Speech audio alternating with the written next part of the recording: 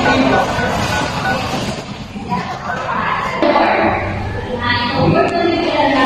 this is Almira from HR. Yes, how can I help you?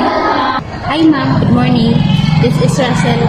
I need to report an incident of workplace harassment. Yesterday, during the team meeting, my colleague Lisa made some inappropriate comment about my appearance and repeatedly singled me out in the front of the team. I'm sorry to hear that, Russell. Thank you for calling. Your confidentiality at most important. Can you please provide details about the incident? Yes, that's fine. Thank you for sharing, Russell. I initiate investigation immediately. During this process, I need to speak with you and other relevant parties. Is that okay?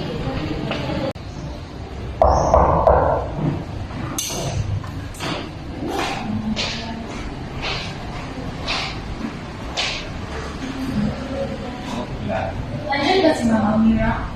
Wait a moment.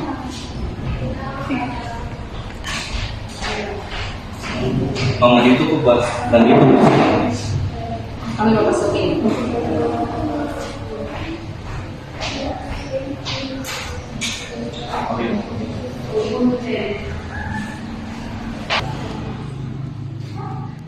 Good afternoon, Ma'am.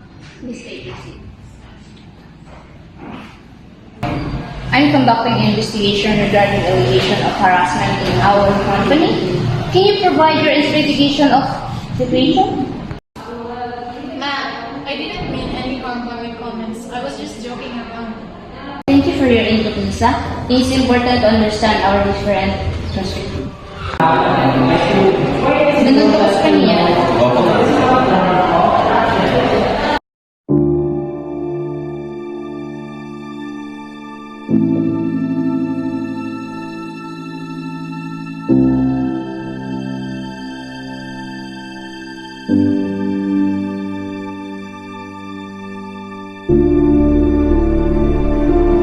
Akala mo magaling ka na. Look at yourself. Ang baduy mo. Grabe ka naman sa akin, Lisa.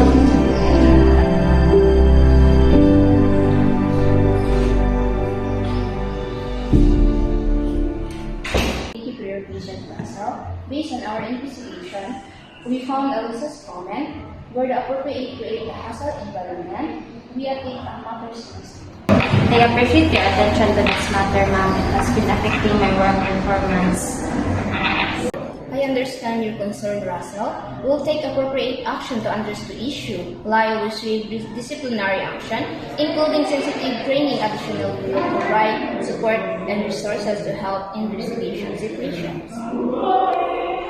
Is there anything else you'd like to discuss? No, thank you for handling this. You're welcome. If you have any further concern or questions, don't hesitate to reach out. We're here to support you.